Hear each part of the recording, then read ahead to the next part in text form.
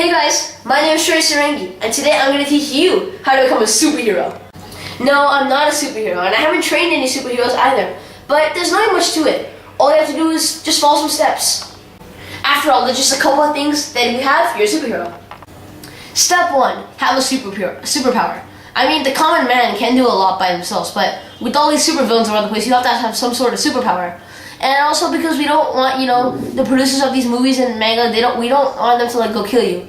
So don't take any power that any superpower already has. Okay, take an original superpower. So it means you can't have firepower because the Human Torch already has that. You can't have the power to go invisible, or the power to be stretchy, or the power to be stoned. In a sense, because Fantastic Four has that. You can't shoot spiderwebs, Spider-Man. You can't have a mechanical suit, Iron Man. You can't have lightning powers, Thor. You can't be a rage quitter, Hulk. You can't be green and flashy, Green Lantern. You can't have claws coming out of your arms, Wolverine. You can't be an X-Man in general. What else? Yep, that's all. And then there's way more superheroes out there with all these different superhero powers. Like you can't have Ben 10's power either, to have a watch full of aliens, and you can't have any of the powers of those aliens either. So yeah, that leaves you with plenty of powers to pick from.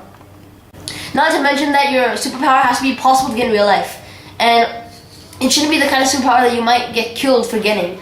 Like for example, if you do the gamma radiation experiment that Bruce Banner did, then chances are likely that, well, GG, bro.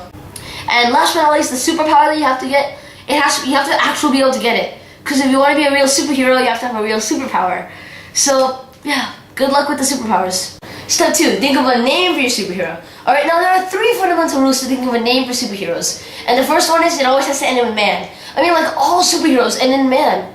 Think about it. Hulk, Green Lantern, Captain America, Thor, Black Widow, Hawkeye, Pink Eye, Pigeon Eye, Red Eye, Tree Frog, ADHD Man. The second fundamental rule of superhero names is that the name should not be related to the superpower, okay? You have to make it different. Like, here are a list of names that are not related to the power whatsoever. Human Torch, Spider-Man, Iron Man, Batman, the Hulk, Green Lantern, ADHD Man. The third fundamental rule is that the name has to be based on some sort of household object, or at least it should be related in some way. Like Iron Man, Green Lantern, Superman, ADHD Man. The third and final step to become a superhero is that you have to have a costume that's easy to wear and take off, and easy to handle in general. I mean, all these superheroes like Superman, Spider-Man, Mr. Incredible, they have costumes that are so easy to wear, they're already wearing them. Like in the older movies, not before, in the before Amazing Spider-Man. Spider-Man would be like, and behind his shirt he would have his costume when he's, undercover. Or Mr. Incredible, at the end of the movie he's like, and behind his shirt he's wearing the eye for Incredible, the costume. And Superman, he's like, and you can see the S for Superman. So all these superheroes are already wearing the costumes. And that means one thing. I'm a superhero too, because I was just wearing my red shirt, and I'm wearing my green shirt. I'm a superhero of making annoying videos, and you're the witness. But anyways, other superheroes, they also have really easy costumes to wear. Like Iron Man. I don't know how easy it is to wear that suit, because, well, if I had the suit, I'd be helping the world, not harming with these videos. But that costume looks really easy to wear and take off. Like if you've seen Avengers, he's just taking it on and off like a boss. It makes it look like he can take anything on and off easily. That sounded wrong, especially if you've seen the beginning of the first movie. Bottom line, if you're wearing your costume beneath the shirt, it's good. If you follow all of these steps, it should look something like this. His whole life, Prashant had wanted to be a superhero, but he didn't know where he'd get the powers to become a superhero or anything else. He was hopelessly lost. That's when Prashant remembered he'd seen a video called How to Be a Superhero, Advertising Like a Boss, and decided to follow the steps to become a superhero.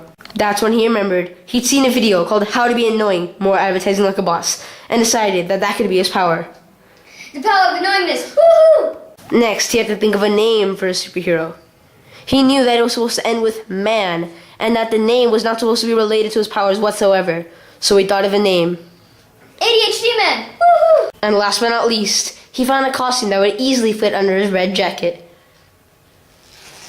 I have such a cool costume. Prashant was finally living his dream as a superhero, but then he met the first supervillain he'd ever see.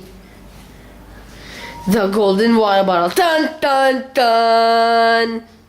bad music effects. It was the epitome of anti-annoyingness. It was the least annoying person you'd ever meet.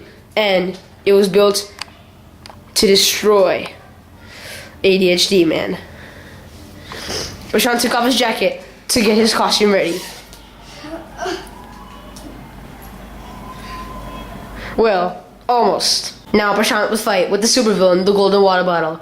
It would be a fight of blue versus gold, person versus bottle, animate versus inanimate, small versus smaller.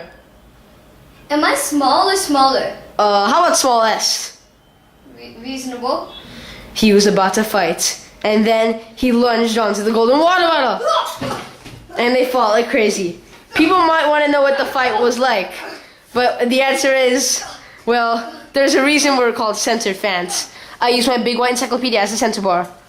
More advertising like a boss.